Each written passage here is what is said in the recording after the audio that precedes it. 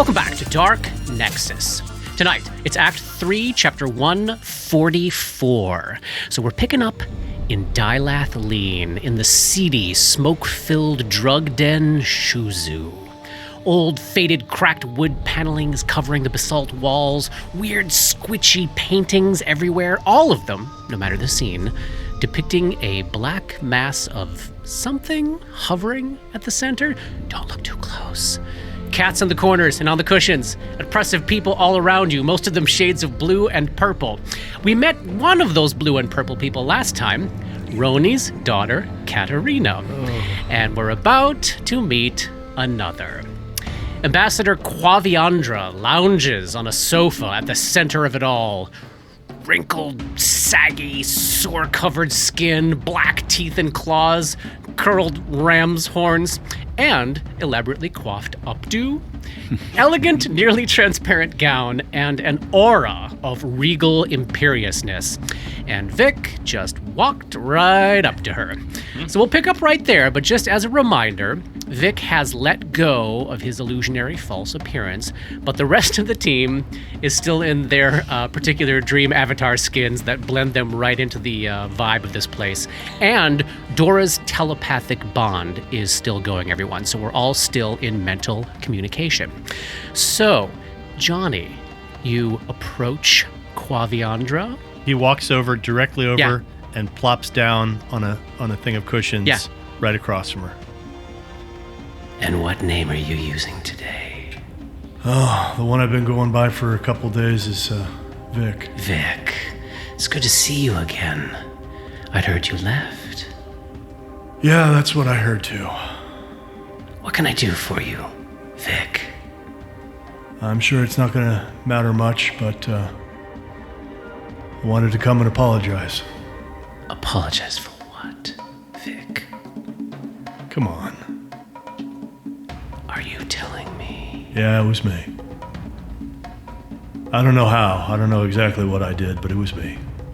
You don't know exactly how? Yeah, my mind got wiped. I don't remember anything. This is delicious. I came here today specifically to find out who's been trying to kill me.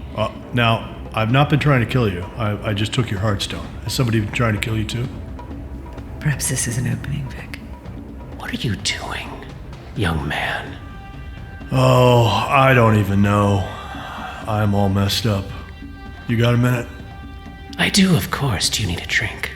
Sure, yeah. All right, she gets you some... What's the word for Something Mummy's mask? hard. Orc's blood. Fermented orc's Fermented orc's blood. What? The what? blood.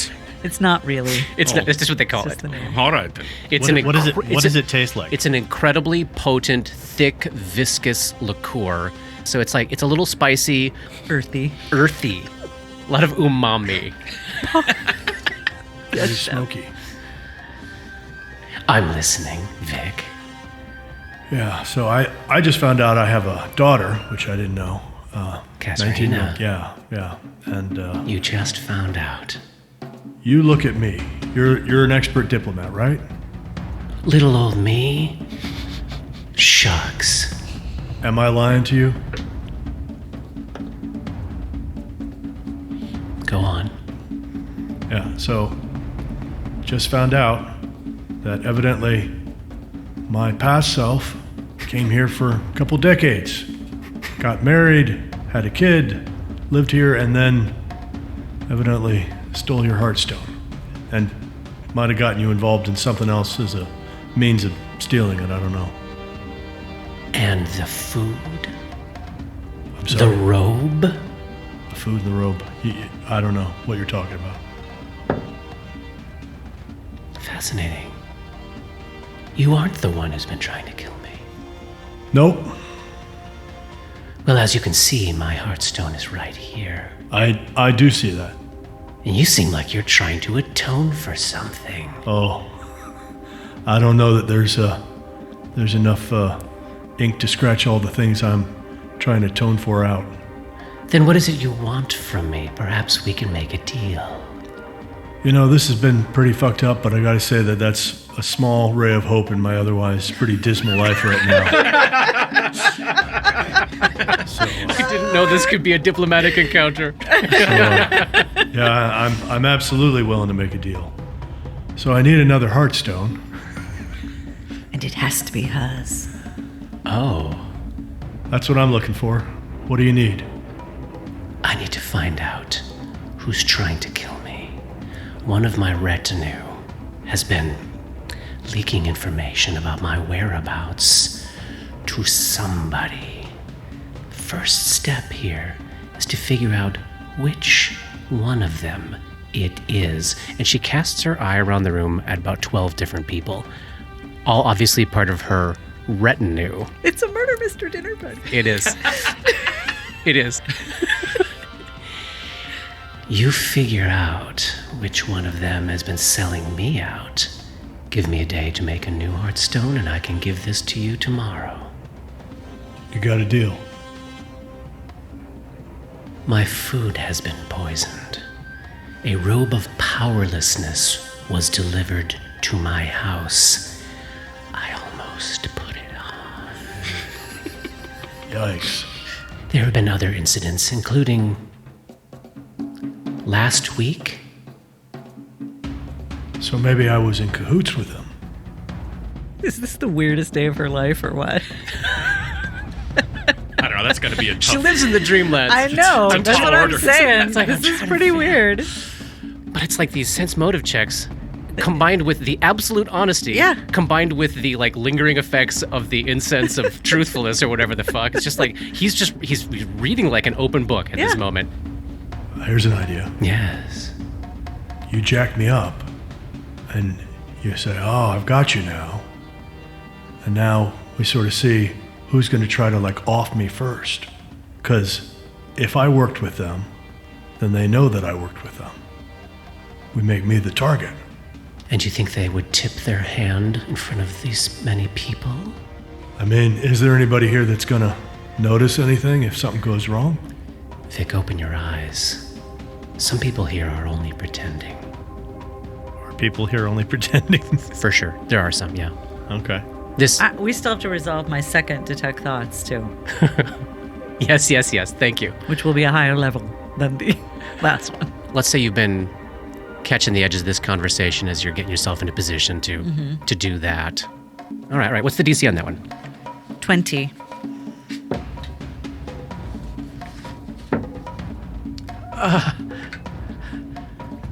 Huh. That's an interesting sound. I love it when sometimes the dice say, "No, this is what's happening now." Okay, I'm gonna acknowledge that. All right, so Vic is having this conversation. Dora has opened herself up, soaking in all of the stale air and the smoke and the vibes and the people and the incense and the thoughts. And in this soup, she's starting to. She can pick out from various. Yeah, she's like narrowing down, like pulling people away from the, Yes. like Yep. Yeah. winnowing down to. So the first layer is people who don't even really know who she is. Pass them aside. Down to like people who know exactly who she is and are here a lot.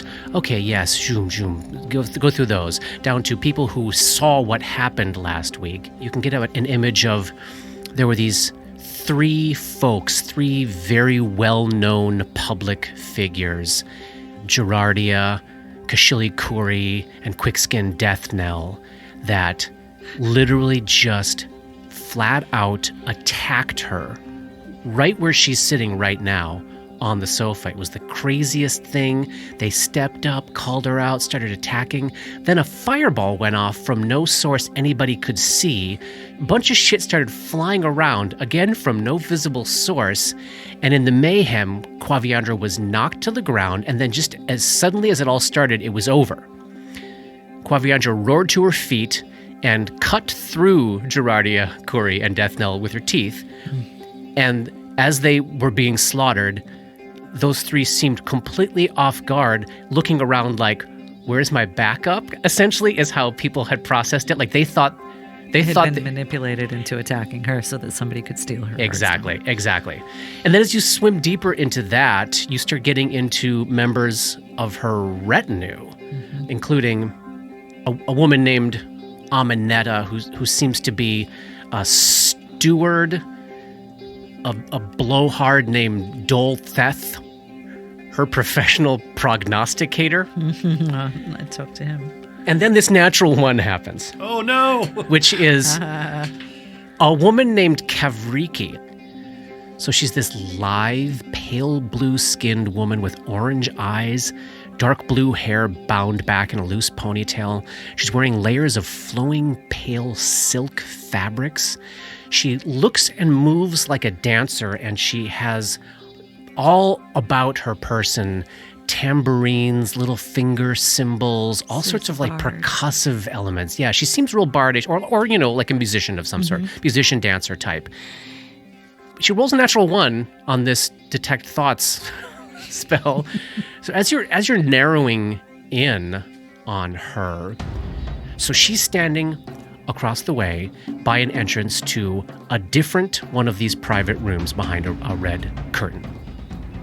Very diligently watching Quaviandra, watching this conversation happen with Vic, and she's thinking to herself, come on.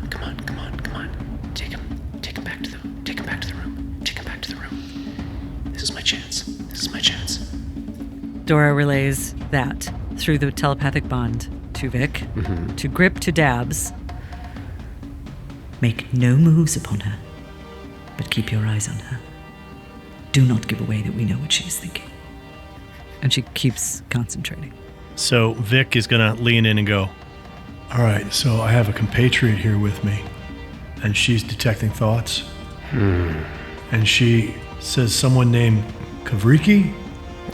She turns her head. No, don't look. Is thinking something along the lines of, take him back to the room. That'll be my chance. Is she someone that's on your list?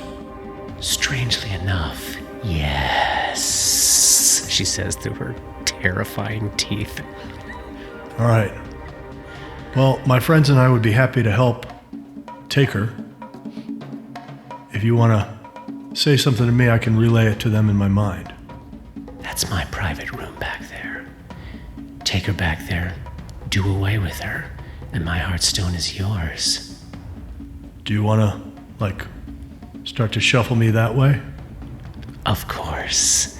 And she stands up and makes a big show of, oh, it's right over there. Feel free if you need a moment to lie down. That's my private room back there. And Kavriki's like, wait, no, what? What the fuck's going on? What is this? Move in. All right. So we're just going? Are we going? start to move back towards that room. How close we to that need room to, is she? Surround, make sure she has no means of egress. Easy to do. And she has literally no idea that you three are involved in any way. Like, is she standing in front of that room? Is she at a place where she could be bull rushed into the room? Oh, she could be. I mean, she's standing kind of like next to it. But if you wanted to, swoop in and like push her into the room. Move her. Then. Yeah. Fuck, let's do it. So, are you going to try to get her into the room first, or let Vic go into the room and then push her in after? So if she might be watching him go in, like that's when I would move. Like if she's watching Vic move into the room, distracted. I would take that moment. Okay. So Quaviandra is making up a story about like, oh, he's not feeling great. He needs to lie down. Feel free to use my private room. That's great. And just kind of like sending you on your way. Like you were just another one of an interesting lackey that she's, deigning to give a gift to. And then she sits back down on the sofa, appearing to be utterly unconcerned.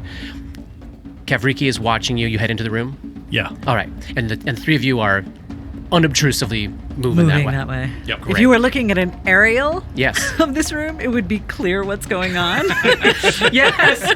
But because there's just bodies, can't tell that it's coordinated as it is. I love it. Let me take you to a map. We're going to really enjoy this telepathic bond, guys. Yeah, it's so fun. As we're doing this, am I able to, on the move, using sleight of hand, like pull out Vanity and the Oil of Silence?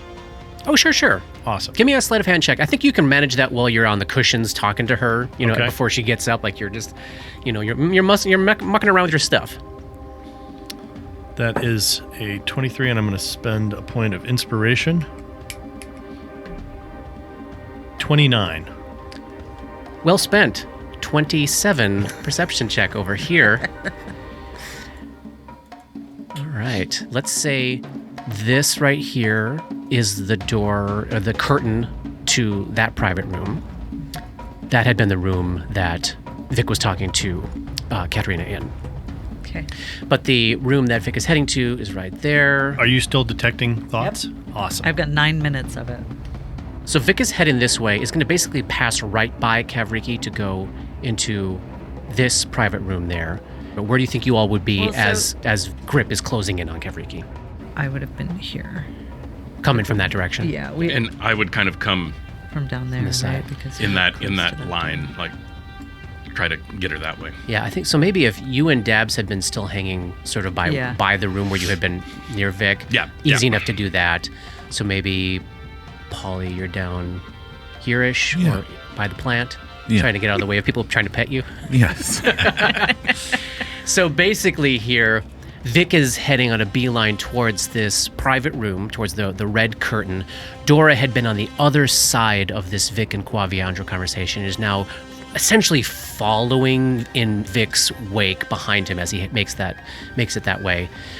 Coming perpendicularly are Davik and Grip from the south on this map, who are closing in on Kavriki, who is watching Vic go into the door.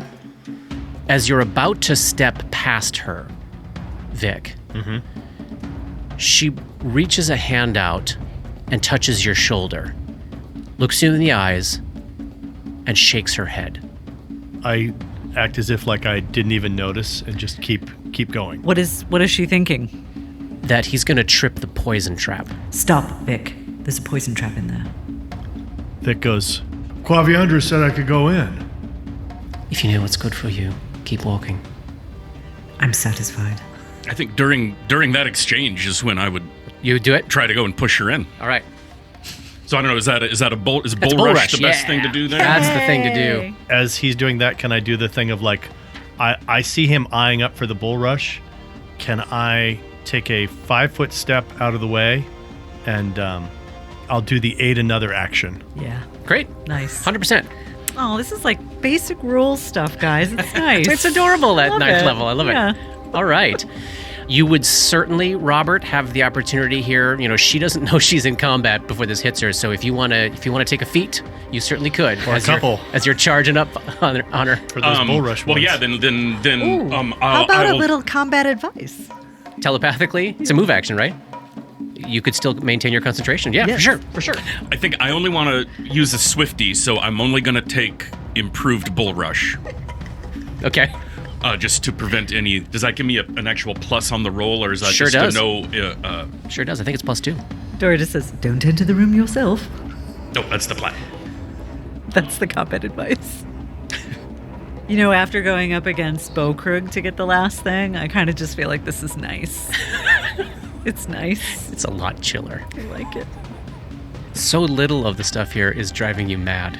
I know. Not one thing It's yet. for once. It's so nice. Do you have in front of you, Johnny, what you need to do? I think you need to make an attack roll against DC 10 or something. Is that right? Yeah. I figured I'd just use my pistol whip. Yep, that sounds perfect. Great. It's a +12. All right. You can roll a natural 1. Okay. It was not. All right. So +2 from Aid Another, +2 from combat advice. Nice. And And what? +2 from improved bull rush. Fantastic. And That's a I figure what my 6 all my day. aid another is Yeah. is literally like as I'm talking to her, I just literally do the classic thing of like stick my foot out. It's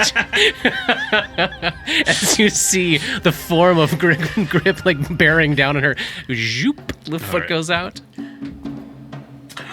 Brand new dice. Brand new die, natural 20! Thank you, New Orleans. What does Oh it look my like? God. Does it look like you're like barreling down on her, or does it look think like it you looked like an gently accident. bump her? I think I mean It's so expert. You can unless you look have like to whatever make you me want. a bluff check. I think he would see your foot go down, and he would just walk by and give her his big old shoulder right in the back to push her into across the threshold of the door. And as nobody notices, this woman. Well, let's see. What's your total? 38. Do you want to action point it? You don't have to. Do not. Don't throw your resources away. Okay, so the natural 20 is an automatic success, but the reason why I asked for the total is because that does determine how far you can push her. So, I mean, and of course, like, barely anybody notices as she goes flying, you would guess, about 15 feet through this curtain and into the room. Dora would like to narrate what she's thinking to the others in a telepathic bond. And as this woman goes flying through the curtain, and the curtain is momentarily parted, you see another 15 by 15 foot room filled with, cushions and a sofa and some more, a couple of tables with beakers and bottles on them. As she crosses the threshold, you hear a pff, and suddenly the room starts to fill with a thick, orangey kind of smoke. And she has essentially, for the moment, vanished inside this super thick. I'm going to close I will try to close the curtain. Yeah. All right, everybody feel free to take a move if you want to get somewhere. I'm just going to take a step up to Quaviandra. My path would have taken me to there. All right, so Grip is by the curtain. He's closing it. Vic is taking a step back. Actually, Dora is, she's still concentrating because she wants to hear this, but she's also keeping an eye on the other two advisors. Yeah, the ones that are flanking Quaviandra. Yeah. They are totally shocked. I mean, out of anybody in the room, they were aware that this was happening because they're standing right near Quaviandra while Quaviandra's like, go in my private room. But are they totally shocked because, our ally just got pushed into our poison trap, or are they like, what the fuck is going on? No, they're like, what the fuck is going Okay. on? Yeah. They seem Not in on it. not in on it Great. at all. Vic is, as this is happening, he's now like flashing, looking around the crowd to see if anybody's like, oh shit, my ally. Give me a perception check. Everybody give me one. Ooh, natural 20. 35. 25. 22. Wow, yeah. Dadwick? 30. Hey, There they are. who says you all aren't good at diplomatic social encounters? If you want someone pushed into a poison room, You're we're in your the middle of your diplomats. social encounter. And I feel, I was really like, what if she didn't really do it? What if I'm misinterpreting this? But it's like, no, she had a poison trap. So, like, there's no moral quandary. I don't feel bad about this. I mean, other than a night hag is surviving this encounter, but whatever. Maybe she had a good reason to want to kill her. Oh, God, now I'm losing it again. And the snake eats its own tail. We gotta get out of the fucking dreamlands. No sign of anybody in the room paying particular attention or showing any particular concern to this having happened, other than, a couple of folks in Quaviandra's retinue. But again, you're really just getting like, what the fuck's going on? Like, holy crap, that's unexpected. What you're getting from Kavriki, Dora, is, I mean, I'm really looking for, like, information. I know. I'm trying to think of what would she be thinking? She'd be thinking, oh my God, she's going to get away with it. She's going to get away with it. Who was that? All right. Well, she's not going to leave this place alive. She's not dead. She blames Quaviandra for something and she thinks Quaviandra is getting away with it. Vic has vanity ready to be leveled on the door. Yep. Kavriki's mind goes quiet. You feel like she's hiding. She's trying to still her body and her mind. Mm-hmm. She's hiding. You are not detecting any evidence of harm to her. I don't think it did anything to her. As if the poison, like she was like, oh, I can breathe this, or like I'm holding my breath, or like I dove out of the way, or as if like whatever is going on in there has no effect on her. She's just not even paying attention to it. Like perhaps she's she's immune to the poison she was going to use, right? Something like that. She goes through the secret door into the next room. Is it the one that Vic was in before, or the one to the north? I don't know that you know because you don't see but through her eyes. Knows. Quaviandra knows. Where does the secret door from that room lead? She says out loud. What secret door? Well, then I will go look Dora in will the, send them to the adjoining rooms. Great. I'll go look. Well, I'll go. Well, we'd know. Is it to the left, to the right, We straight wouldn't ahead? know. She wouldn't. She I wouldn't be just know thinking she like went I'm through a going. secret door. I'm turning like. No, she's not thinking, I will now turn right and go through the... Yeah. She's thinking, all right, I'll use the secret door and get out of here. But she doesn't... Dora is not seeing through her eyes and is not feeling her emotions. She's just getting very surface thoughts. So pick a door. So- Dabs is by one of them. All right, I will move to the other one. So Dabwick has gone to the room directly to the right of Quaviandra's room. Grip has gone to the room directly to the left of Quaviandra's room. And Vic has gone to the room just past the one on the left. Dora will gesture to Quaviandra to move to the space, like, just to the southwest of her. Quaviandra will clear out of the way, join the rest of her And retinue. Dora will be the guy in the chair. Yes. Fantastic. So all of you pushing through those curtains? Yes. All right. I don't know what you're going to see. So step in, Polly, and stay there. Step in, Johnny, and stay there. Step in, Robert, and stay there. Amazing. Hello. Grip steps into the room immediately to the left of Quaviandra's room, another 15 by 15 foot space, and Kavriki is emerging from a hidden panel in the wall 10 feet away from him. Everybody roll initiative. 10 feet away from which one? From Grip. Awesome. I was hoping it would be you. All right, Gripper. 17.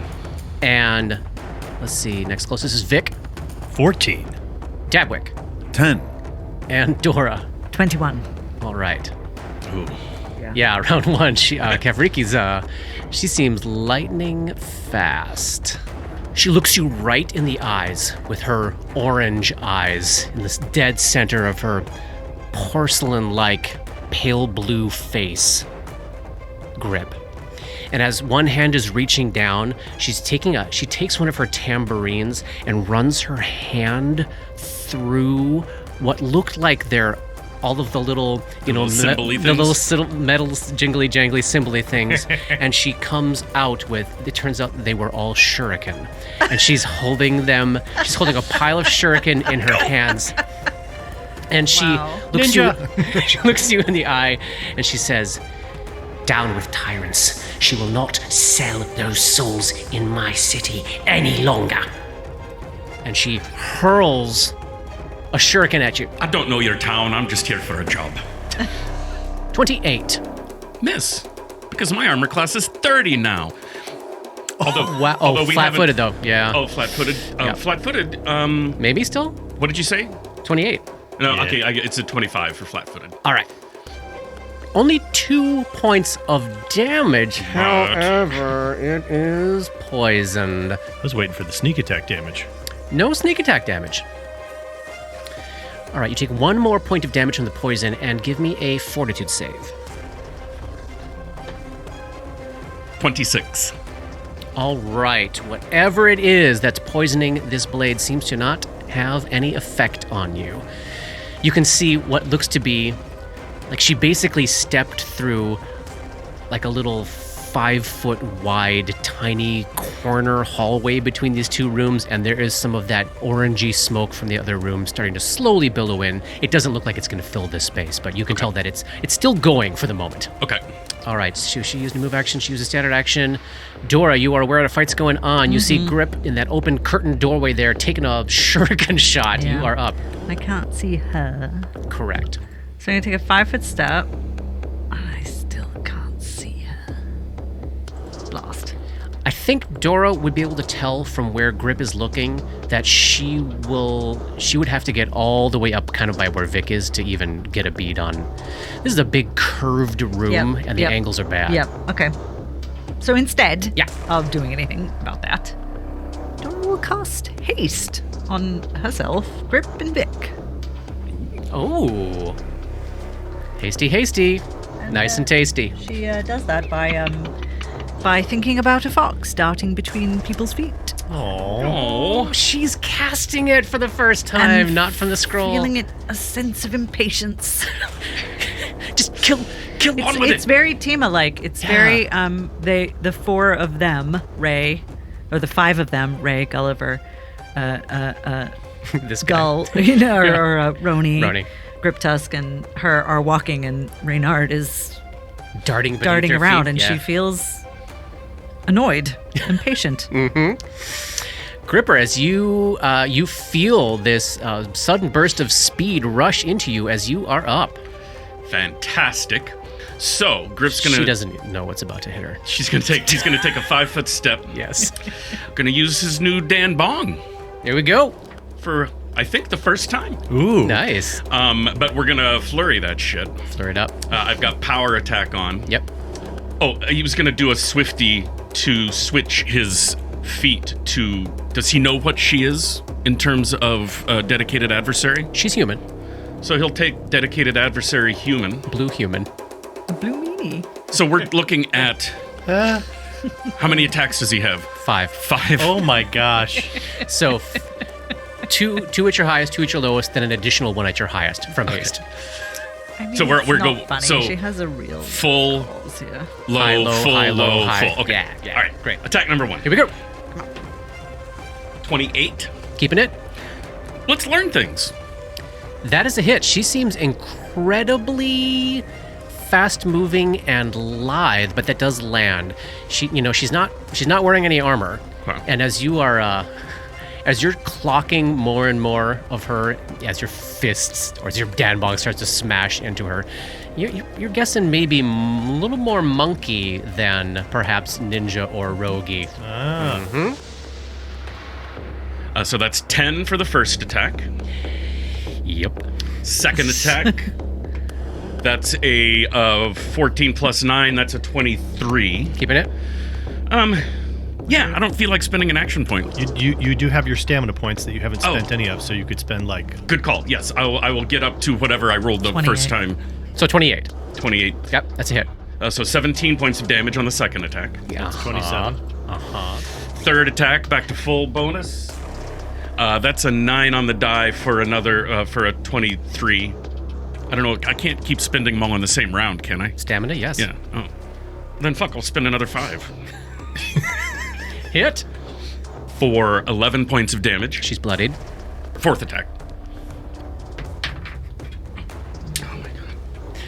What's dice everywhere? Floor die. Floor die. 20. Keeping that.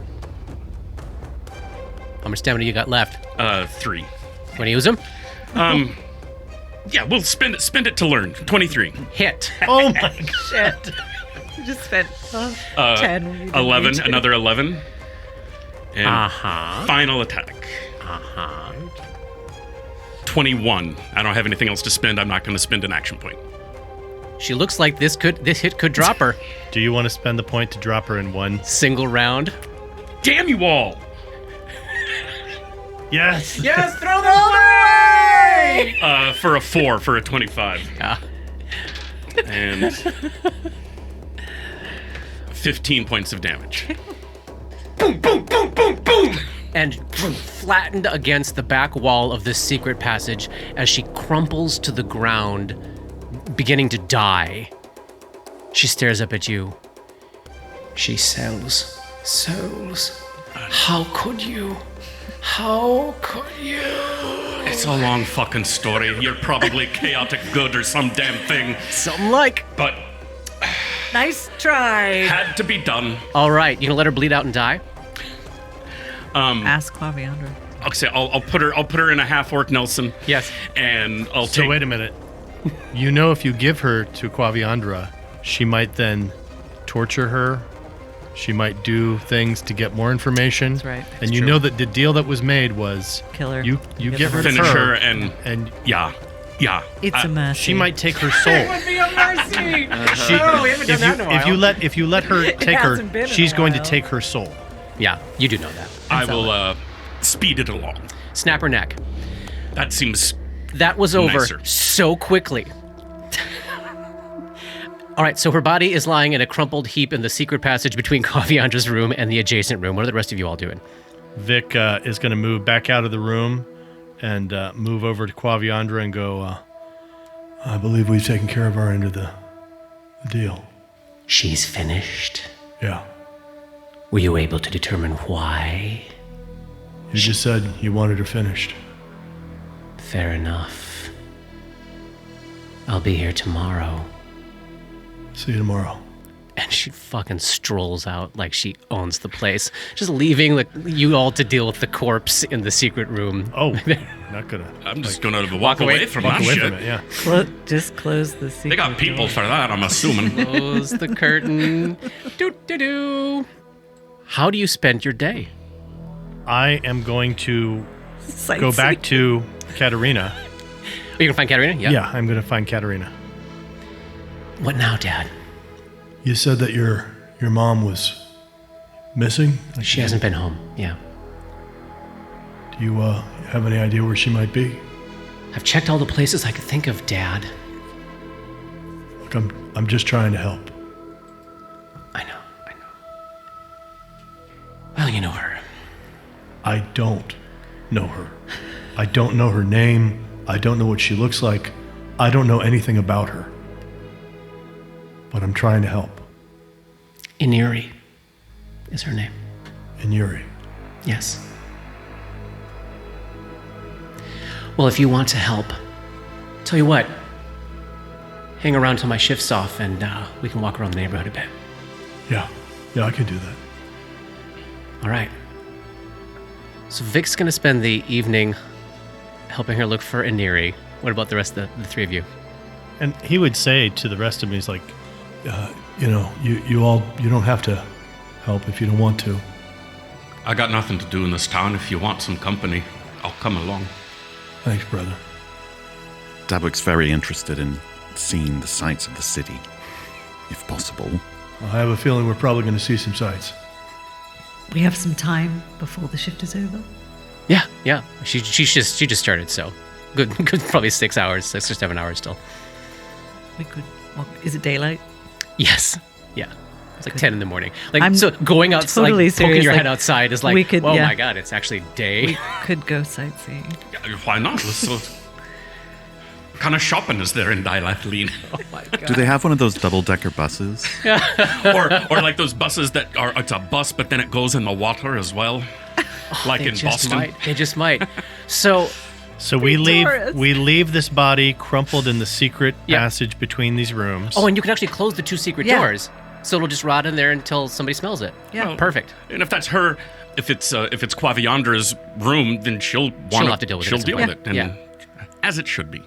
Amazing. So you spend the afternoon investigating this gigantic basalt metropolis that is operating on a technology level somewhere between what you know of as the real world and what you saw of in Arventon. So this there is almost it's a little steampunky in the amount, but steampunky with electricity. Like they have electronic power, so there are neon lights, there are electric trains, but all of it still feels like it's made by magic or operating in a kind of Renaissance. It's like if Da Vinci's imagination came to life in this brooding, dark city of black stone skyscrapers. Is this the sort of thing where things are mass produced, or are things still like individually handcrafted? I think they'd have to be mass produced in a city this big, with this many people. And it's just a riot of people, and it's a riot of danger. It is a city roaming with gangs and with sightseers and with travelers and with downtrodden people and wildly wealthy people and weird activities. Nothing seems to be illegal. It is a wild afternoon of chaos, and you can eventually make your way down and get a sight of the Dilathlene harbor. Now, not on a dream ship out in the middle of the harbor, but actually at the harbor side. And Is look the at, Bloodwind there? I don't think the Bloodwind is there right now. No, the Bloodwind is not there right now. But it is an ocean of sails out there, ships of all styles and makes, and there would be some of the ships from whatever the city is to the north that's floating. So you would see some ships flying out of the sky to come land in this harbor, or just like floating directly up out of the water and then taking off into the air. It is a truly wild, truly dangerous place. But you're all 9th level now. So Some good street food. Yes, absolutely. Great street food. Grips eating some sort of meat on a stick. And then in the evening, spending some time with your daughter, wandering through the neighborhood, stopping in at various friends' houses, stopping in at another drug den, stopping in at a couple of different restaurants. And this is just how this world is. Like, this is not good or bad. This is how this world is. This is how everybody in this world is living. This is the story of this city. Yeah, absolutely. You don't come up with any information about Iniri, but I think the time spent with Katerina is enough time for her to sort of settle in on an understanding of that I'm different. And what's coming off of you. Because of course it all felt like a lie to her at first. Even though she knew you weren't lying, it felt like the behavior of somebody who she's also used to lying for a living. Yeah. And I think she settles into who this person is, and it's profoundly weird for her to have her dad be like 10 years older than her. Absolutely. Yeah. Right? Yeah, because she's almost 20, and you would have been like 31 or something when you landed here, 31, 32. Yeah, very strange. So you're not quite, but almost peers in a way, especially since you don't have memories of your time with her. Yeah, I have zero memories of being her father. And you could crash at your apartment with Katerina. Yeah. If that's what you wish to do, she would make the offer. We sleep in Vic's house, where he spent 19 years. It's like a 4-room apartment on like the 80th floor of a stone skyscraper. Amazing. So is there elevators and stuff? I mean, it can't be a walk-up. Right, yes, there would have to be elevators. So powered by electricity elementals or something, fueling wires in the basement. They shoot. This is very Eberron-y. Things. Yeah, it is. Yeah, very Eberron-y. Yeah. They shoot these elevators up to very specific floors at shocking speeds. You sleep overnight, and you have another night of sleep free from Jamandor. Are there pictures of Inuri? Are there pictures of our family? You would certainly be able to find a picture of her, but I don't picture this as a space where either you or her would have kept stuff like that out. There's a certain degree of, how every space you've entered that had previously been inhabited by this character there's always been a layer devoid of stuff. Anonymity, right? Like no one will know who I am, no one will know. If you walk into the space, you won't know but I've also, been here. this is almost 20 years of that. Mm-hmm. And it feels like from the memory of the skin, it feels like he was forgetting that part. Yes. And so that's why I'm like, normally I would think that there wasn't anything like that, but I feel like... But he specifically avoided mirrors that entire time, and I think he wouldn't be looking at... But there might be pictures a picture of of the two of them. Sure, absolutely. Of like his wife and daughter. Yes. And she, so Mom, Iniri, is purple, and she is in her like late 40s maybe. She looks like she has lived a pretty hard life. So it's oh my gosh. It's a new day. It is a new day. I want to read the scalpel. Before we go? Okay, yeah, Yes. that's a great idea. I just can't waste it because... When can you do it again? I mean, I could do it at the Caravanserai when we go back there, but we're going to have a lot of other stuff going on. Yeah. At some point in the dream, we need to identify that staff in case it has uses that may be useful at the end of this, right. while we're The still rod. coming to the dream. Well, we all just leveled up. Oh yeah, let's we make can do it now. some checks. I mean, I could do an identify. All right. And what is your bonus when you do that? Plus 25, plus 1d6. Okay. So we have the rod from Igu's Kai. Is anything else unidentified? The Doom Idol of Ib, if you wish to attempt Absolutely. to. Okay. It's an artifact. Be careful. Let me tell you about the Rod of Lordly Might. Actually, wait a minute. I don't think that I can with let's see, identify specifically said something about You can't do it on artifacts. Da-da-da-da. What could you ever? This spell does not allow you to identify artifacts. Okay. So, Good to know. I don't want to know what it does. I don't want to touch it. I don't wanna have It's so anything to do with weirdly it. wet. Yeah. All right, Rod of Lordly Might. Prepare for the most old school thing that is ever old schooled. The Rod of Lordly Might is metal, thicker than other rods, with a flanged ball at one end and 6 stud-like buttons along its length. Pushing any of the rod's buttons is an action equivalent to drawing a weapon, and the rod weighs 10 pounds. The following spell-like functions of the rod can each be used once per day. Hold person upon a touched creature. Fear upon all enemies viewing it. 2d4 points of damage to an opponent with a successful touch attack, which also cures the wielder of the same amount of damage. The following functions have no limit to the number of times they can be employed. In its normal form, the rod is a +2 light mace. When button 1 is pushed, a blade shoots out and the rod becomes a +1 flaming longsword. When button 2 is pushed, the rod becomes a +4 battle axe. A wide blade springs from the ball and the whole weapon lengthens to 4 feet. When button 3 is pushed, the rod becomes a +3 short spear or a +3 long spear. A spear blade springs forth and the handle can be lengthened up to 12 feet. And, actually, it can all go to 15 feet, at which point the rod is suitable for use as a lance. When button 4 is pushed, a spike that can anchor in stone is extruded from the ball, while the other end sprouts 3 sharp hooks. The rod then lengthens to anywhere between 5 and 50 feet in a single round, stopping when you push button 4 again. Horizontal bars 3 inches long fold out from the sides 1 foot apart in a staggered progression, so it becomes a ladder. so an immediate 50-foot ladder that you can climb down. Or is it 45? 45 feet, probably, right? In our campaign, it only goes 45 feet. It can hold up to 4,000 pounds. The ladder function can also be used essentially as a battering ram to force open doors. You plant the base 30 feet or less You let from it the go. portal. You go boom! Yeah, exactly. Wow. And it has a strength modifier of +12 on the open door check. Wow.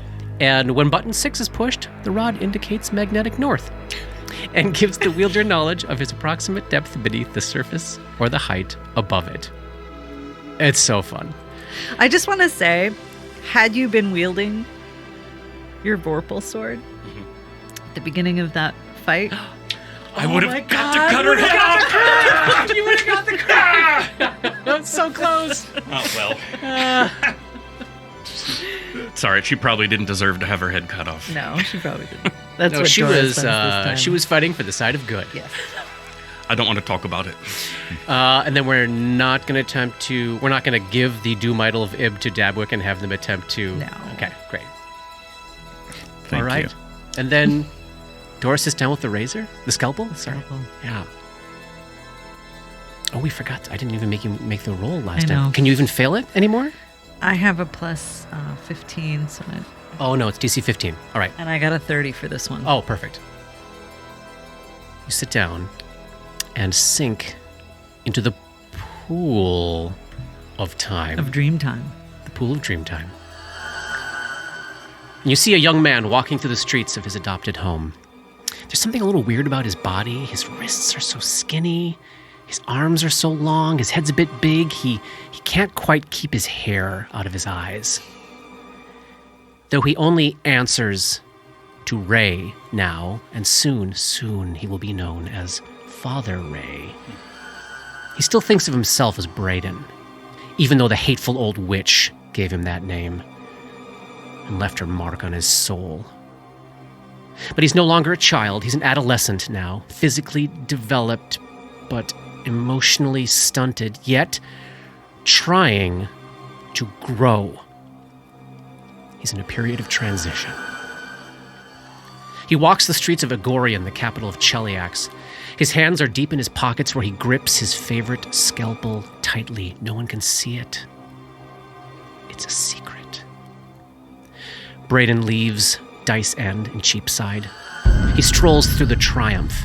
He makes his way to Hellhound Hill, barely noting the world around him. All the Gothic buildings with their barbed minarets and sharply pointed roofs pass him by.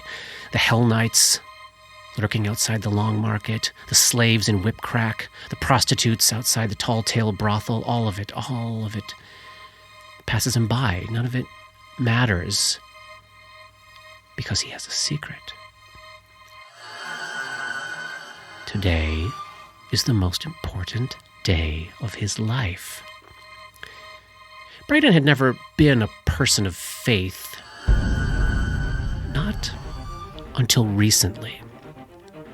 The family traditions held no interest to him. He tried out Asmodeus, that's how he ended up here, of course. And he tried, he really did. He attended services regularly. He made all the motions, but here at the heart of Asmodeus worship on the continent, where it's all so open and public, even the human sacrifices, none of it grabbed his imagination. Because Braden needs a secret. He loves secrets, that feeling of holding something important in your heart or in your hand. Well, nobody in the world knows but you. It's intoxicating, and he missed that feeling until the Church of Zon-Kuthon found him. And the first time he laid eyes on a painting of his lord, he saw a kindred spirit. A brother to a beautiful sister, broken by the machinations of a darkness beyond comprehension, and atop his scalp a crown of spikes pulling his skin open into a disturbing sunburst, the back of his skull completely gone, his brain naked, open, exposed in all of its pain to the world. This was a kindred spirit, agony made flesh, suffering without end. And from that day, the Church of Zon-Kuthon became his life. It gave him purpose, it gave him meaning. It allowed him to put the horrors of his childhood behind him, to stop the cutting, to let the sleeping ghosts lie. The church became everything to him. And even though his superiors insist he lacks the wisdom and understanding to rise in the ranks, he is determined to prove them wrong. And today is the day. He walks into the finest, the most exclusive club in the city and takes his seat.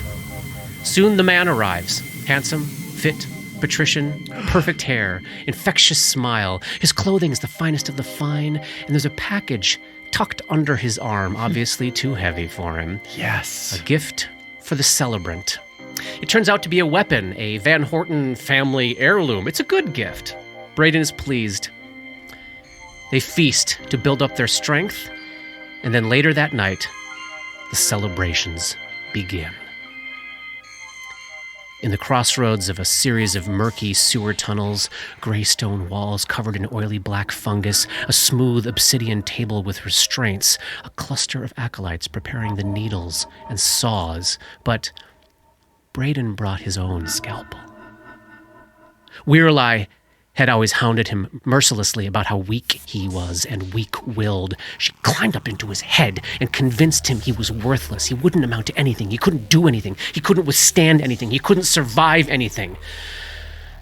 Wiping away a tear, Ray begins. With painstaking care and slowness, he saws Van Horten's right hand off. The acolytes stop the bleeding. Then the left. This goes on for days. Right foot, left foot, right forearm, left forearm. Sometimes he stops so the acolytes can pour the protein paste down his throat. The nutrients keep him alive and joyous. After all, his suffering must be prolonged. This is not sacrifice. This is torture. On and on and on it goes until it's almost all Ray knows. Almost all he can remember. And hurting someone else is even better than hurting himself. He never wants it to end. When Wherein finds him on the street one morning, 3 months into the celebration, she simply eyes him up and down. He's been ordained. By this point, he is Father Ray now. He has proven his strength. He has proven it upon the joyful thing. He has proven his strength, hasn't he? But why does he feel so weak at the sight of her? I thought you should know. There has been a development. And Braden, the child, the eternal child, feels the bottom drop out from under him. He will never be allowed to grow up, will he? He will never be free. She walks now. Braden weeps, sobbing and choking. You just can't finish anything, can you? And the next thing Braden remembers is standing over the joyful thing, the holy vessel once called Christoph, and he holds his favorite scalpel in his hand, and those words ring in his skull, you can't finish anything. And he leans down and he kisses the joyful thing. It has no lips and no teeth anymore, but still he forces his tongue into it, tasting deeply. You can't finish anything. Braden raises the scalpel, and even though it is anathema to end someone else's suffering, even though it will surely result in his excommunication from the church and might even mean the Prince of Pain will no longer answer his prayers, he finishes something.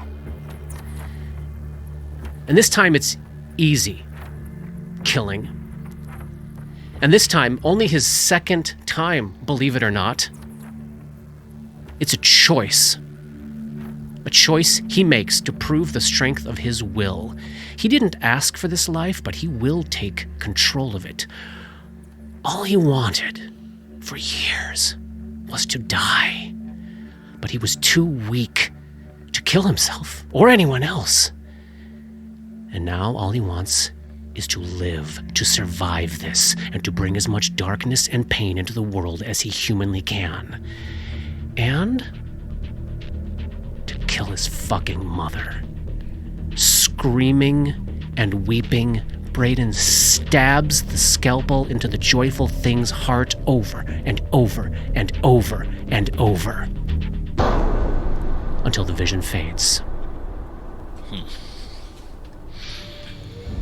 So, is Dora going to hang on to that scalpel for now? Yeah. Man, Van Horn, that guy is... Oh. And then before we leave Roni and Katerina and Aniri's apartment, I'm guessing Vic wants to say goodbye to Katerina. What's going on? What's going on there this morning? He is looking at the picture of his former wife and daughter in this past life. Yeah, how old do you think Katerina is in that picture? Oh. Is she a little girl? Yeah, okay, absolutely. So like 8 or 9, it's got to be like before this particular world would have gotten its sort of grimy hooks into anything, and into her though. Well, and also into his wife. Mm-hmm. The hooks were always in his wife, but there could easily have been a moment of, a stretch of time that, as you look at this picture, you can almost imagine a feeling of family and, if not quiet contentment, the closest maybe that person ever knew to it. And is this like a painting, or is it actually like a photograph? It's a painting. Okay. So they knew some artists, and you sat your wife and 8-year-old daughter down for a little portrait. Yeah. And he's looking at it and just feeling again the weight of all the things that they have done and that he and his past self have done here in the Dreamlands. And like, this was, he lived here for decades, and how messed up that is. And he's still not sure. He's like, did Roni do this to try to escape from this whole thing, or was it just a way in? And he's kind of wrestling with that and trying to figure that out. And doesn't have an answer. Like, there's no answers here. There's no answers to be found. After that long, what made him decide to go back? Yeah. to return to the real world. Yeah. I guess that would be a thought that he had. Like, maybe he showed up there and Quaviandra wasn't there yet? Or was she always there? Like, maybe she hadn't been... Doro would be able to tell you from all of the time spent reading the journals, Quaviandra was always the target. So when he came here the first time, Quaviandra was the target at that time, just as Quaviandra was the target when you all came here now. This was the plan. This was the plan from the jump. And then he's thinking... that's even more fucked up. Yeah, well, I think that's completely fucked up. Yes. He started a family as a cover. But imagine the amount of debilitating mental illness and madnesses that we've all been saddled with, and that it's very likely that Roni had something like that coming in here. And then there's nobody to talk to and about even it. if he didn't, it's did very after. likely he left with one. Because I mean- as we've been talking about again, like the only reason why the four of you are able to keep pressing on, even with these little breaks that we're taking for 2 or 3 episodes, you will take care of your various madnesses. Those people were fucking monsters who did not take care of each other, did not take care of themselves. They either wallowed in these madnesses, you can picture, or simply just, whether strung along or left or reveled in them. Yeah, exactly, right. Like, it was just a mess all around. Nobody caring for you. Yeah, so he's gonna go over to his daughter. God, I hate everything about this.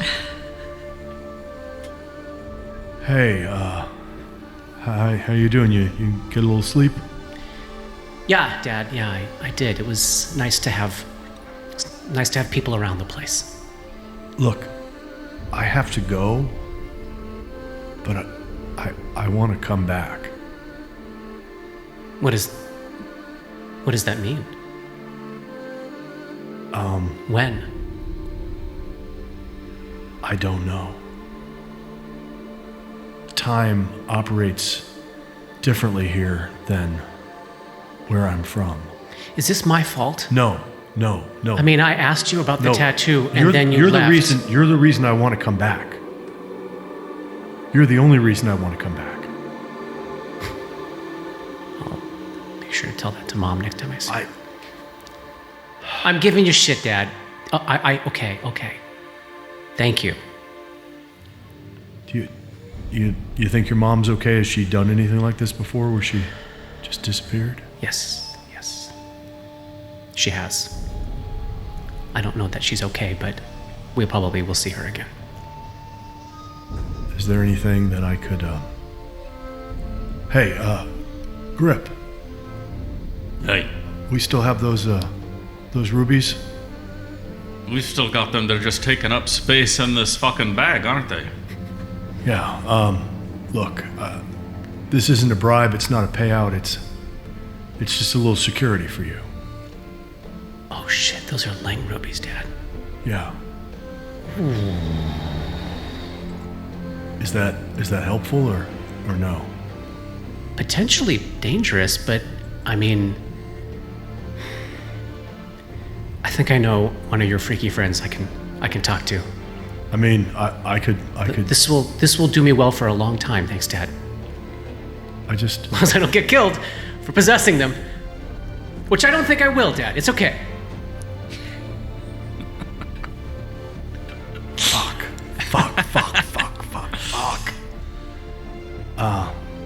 Okay.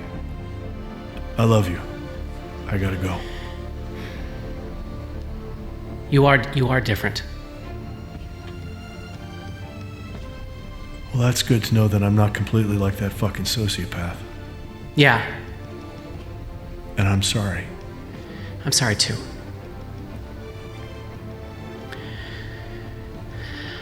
All right, go get your thing. I'll see you. We'll see. And you make your way back to Shuzu.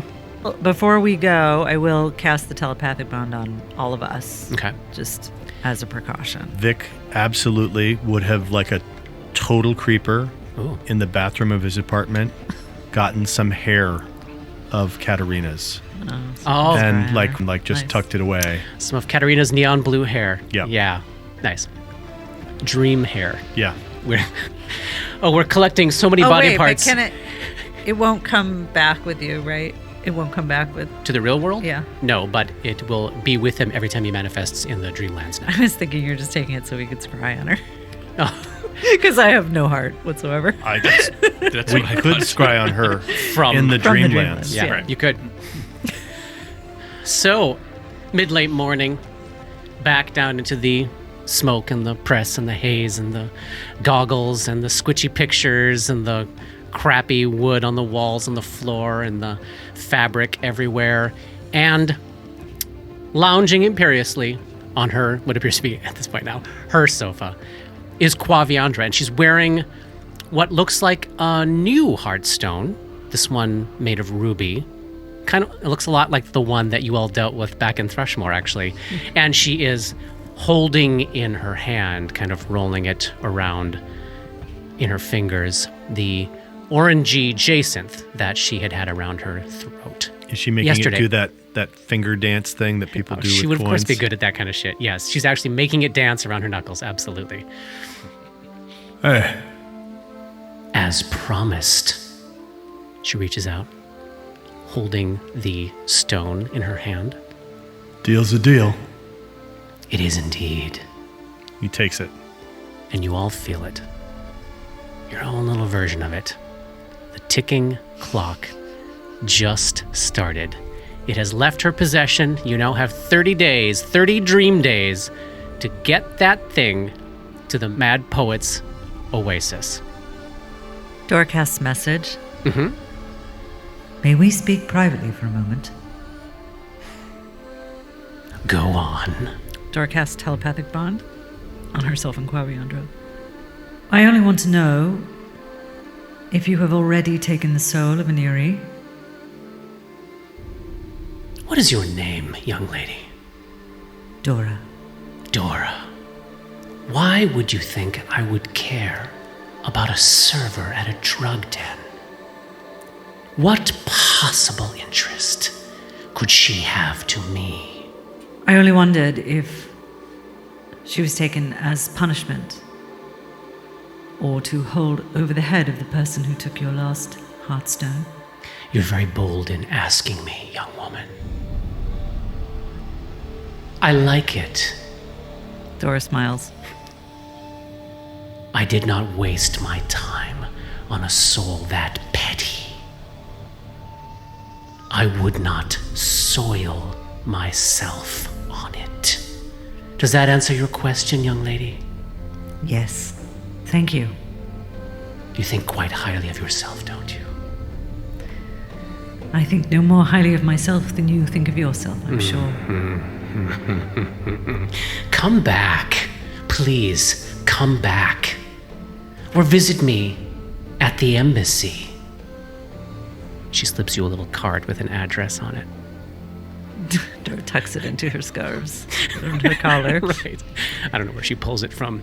She's somehow got a little place in her translucent gown. Dora nods and releases the bond. All right. We cool? Yes. All right. We waking up? Yep. Yep. You don't want me to cast Mad Monkeys? No? Mad monkeys didn't wake up. Didn't wake up. Just as see ya. So before we do that, this is just a question. Yeah. So we have no idea when we come back next time No, we don't. where in that 30-day clock we are. The 30-day clock is based on time that you spend in the Dreamlands. Okay. Okay, so it So the clock is going to stop when we wake up. Yep, and then it'll And it's resume start again. again the no second matter day. how much Okay. time has passed in the intervening space of Yeah, wherever you okay. Great. I couldn't imagine you wanted to track something So- like that. So go. No. So, but that means that if we get in trouble, we could stop the clock by waking up. True. Just Cause- always with we the... cause a ton of other problems for Yes. ourselves down the line. Yeah. But if we were to say travel a certain distance in the Dreamlands, discover somehow a password to a place, Yes. Like a save spot, a save point? a Yes. safe, yes, Yes. yeah, Absolutely. Okay, something Yeah. to keep an eye out for. For sure.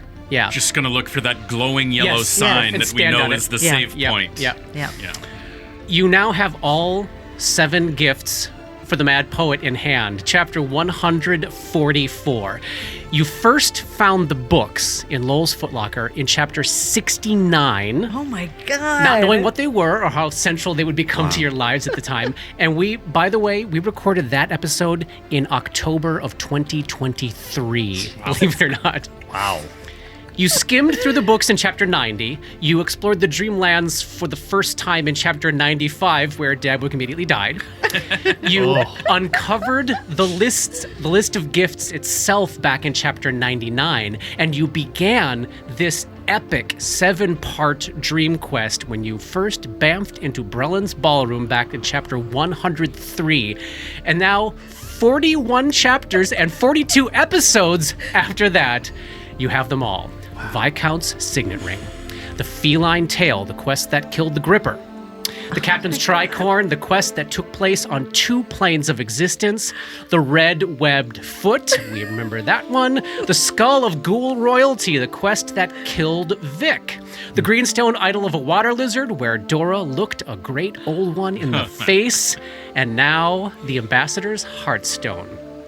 End of the Dream Quest, this little piece of the larger story that we started in 2023 will be hitting our listeners in July of 2025. The time scale here is crazy. So while it's obviously a super fun challenge to be telling such a long form story here, it's all also a lot to keep in your head. So I just wanted to take a moment to extend my appreciation to you as players for keeping up with it all as best as you can. And of course, to our listeners, all of you, whether you are a nitty-gritty, deep in the weeds, multiple re-listener type, or a casual listener who just likes popping in for the latest weirdness of the week, bless you and thank you all. And how about all the different art styles from our illustrator? Matt. Oh my Absolutely. God. As we record this, we don't even know what 2 of the art styles are going to be. It's so exciting. So next up, the Mad Poet ? That's the end of chapter 144. We will pick up in the real world next time. Yay! You guys, I got a bottle of champagne from work. I should have brought it. Dark Nexus is produced by Plug and Hum Productions. This podcast uses trademarks and/or copyrights owned by Paizo Incorporated, used under Paizo's fan content policy. This podcast is not published, endorsed, or specifically approved by Paizo. For more information about Paizo Inc. and Paizo products, please visit paizo.com. That's Paizo.com. Dark Nexus uses music and soundscapes by Syrinscape. Check them out at Syrinscape.com. That's Syrinscape.com. Opening and closing themes, along with additional music composed by Rob Kauzlaric. Artwork for Dark Nexus is by Matt Wahlquist.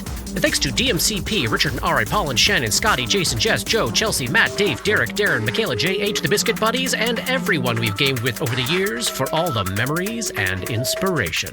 I can take a knowledge of what? That planes? I'll let you know in a second. No, I want to know now. Oh my fucking God. Arcana history or planes? Or dungeoneering? Religion, local, Nature. engineering. Tell us what it is. This is so helpful, you guys.